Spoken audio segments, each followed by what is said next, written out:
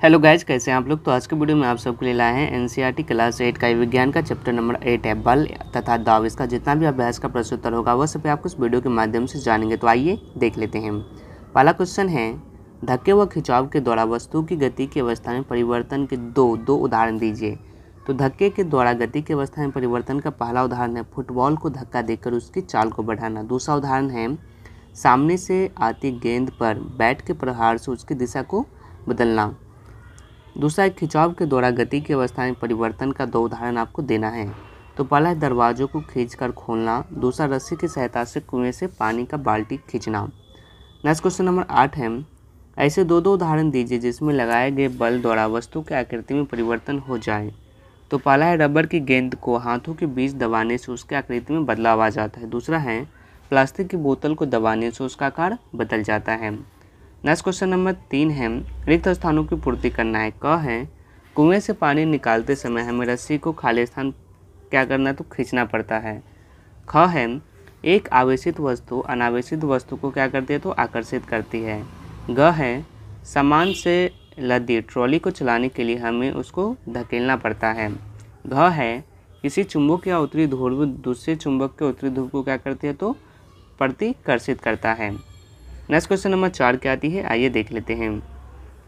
एक धनुर्धर रक्त पर निशाना साधते हुए अपने धनुष को खींचता है, तब वह तीर को छोड़ती है जो लक्ष्य की ओर बढ़ने लगता है। यह सूचना के आधार पर निम्नलिखित परिक्रमों के दिए गए शब्दों का उपयोग करके रिक्त स्थानों को पूर्ति करना है। तो आइए देख लेते हैं। क है धनुष को खींचने के लिए धनुर्धर बल लगाती है जिसके कारण इसकी गति क्या होती है आकृति में परिवर्तन होता है।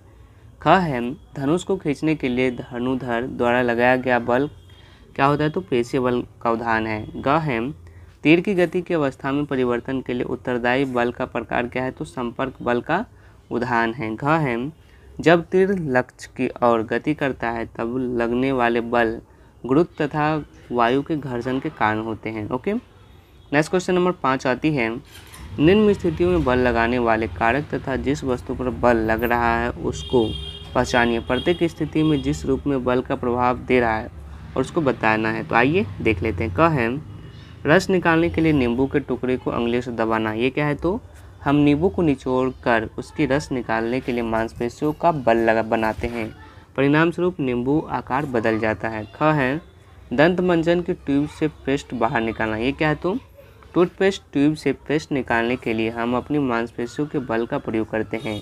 टूथपेस्ट ट्यूब पर कार्य करने वाले इन मांसपेशियों बल के कारण इसके आकार में क्या होता है तो परिवर्तन होता है। ओके, नेक्स्ट गाइड, दीवार में लगे हुए हुक से लटकी कमानी के दूसरे ओर लटका हुआ। तो आइए इसके हम देख लेते हैं। यह क्या है तो निलंबित भार स्प्रिंग पर एक बल लगता है और स्प्रिंग को नीचे की ओर धकेलता है, परिणाम स्वरूप स्प्रिंग खिंच जाती है, इसका आकार क्या होता है तो बदल जाता है। घ क्या है तो घ है ऊंची कूद करते समय एक खिलाड़ी द्वारा एक निश्चित ऊंचाई की एक छड़ यानी बाधा को पार करना। तो इसका आंसर क्या हो जाएगा, एथलीट के पैर जमीन पर मांसपेशियों का बल लगाते हैं जो जमीन को धकेलता है, यह उन्हें बार के ऊपर से कूदने की अनुमति देता है, परिणाम स्वरूप उसकी गति की स्थिति बदल जाती है। क्वेश्चन नंबर 6 है, एक औजार बनाते समय कोई लोहार लोहे के गर्म टुकड़े को हथौड़े से पीटने लगता है, पीटने वाला बल लोहे के टुकड़े को किस प्रकार प्रभावित करता है। तो लोहे के गर्म टुकड़े को लोहार द्वारा पीटते समय उस पर बल लगाया जाता है जिसके कारण उसकी आकृति में क्या होता है तो परिवर्तन आ जाता है। 7वां नंबर क्वेश्चन है, एक फुलाए गए गुब्बारे को संश्लिष्ट कपड़े के टुकड़े से लगाकर एक दीवार पर दबाया गया, यह देखा गया कि गुब्बारा दीवार से चिपक जाता है। दीवार तथा गुब्बारे के बीच आकर्षण के लिए उत्तरदायी बल का नाम बताइए।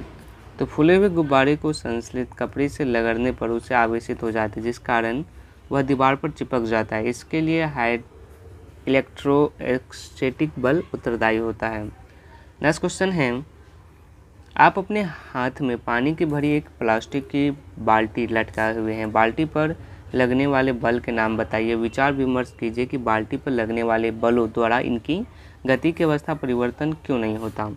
तो इसका आंसर हो जाएगा, पानी की बाल्टी को ज़मीन के ऊपर रखने के लिए हम मांसपेशियों के बल का प्रयोग करते हैं। यह मांसपेशियां बल गुरुत्वाकर्षण बल के विद्युत कार्य करता है जो बाल्टी को ज़मीन की ओर खींचता है। दोनों पर बल परिमाण में समान लेकिन दिशा में विपरीत है, इसीलिए बाल्टी पर कुल बल 0 है, अतः गति की स्थिति में कोई परिवर्तन नहीं होगा। नेक्स्ट क्वेश्चन नंबर 9 है, किसी उपग्रह को उसकी कक्षा में प्रमोचित करने के लिए किसी रॉकेट को ऊपर की ओर प्रक्षेपित किया जाता है। प्रमोचन मंच को छोड़ने के तुरंत बाद रॉकेट पर लगने वाले 2 बलों के नाम बताइए।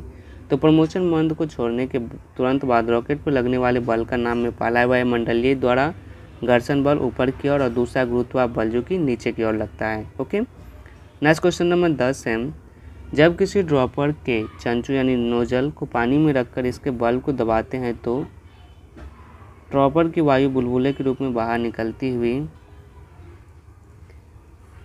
बल्ब के 2 दाब हटा लेने पर ड्रॉपर में पानी भर जाता है। ड्रॉपर में पानी के चढ़ने का कारण है, क है पानी का दाब, ख है पृथ्वी का गुरुत्व, ग है रबर के बल्ब की आकृति, घ है वायुमंडलीय दाब। तो इसका राइट आंसर क्या हो जाएगा, वायुमंडलीय दाब हो जाएगा। तो आज के वीडियो में बस इतना ही। वीडियो पसंद आया तो वीडियो को लाइक कीजिएगा, चैनल को सब्सक्राइब जरूर कीजिएगा और यह वीडियो देखने के लिए आप सभी का बहुत बहुत धन्यवाद।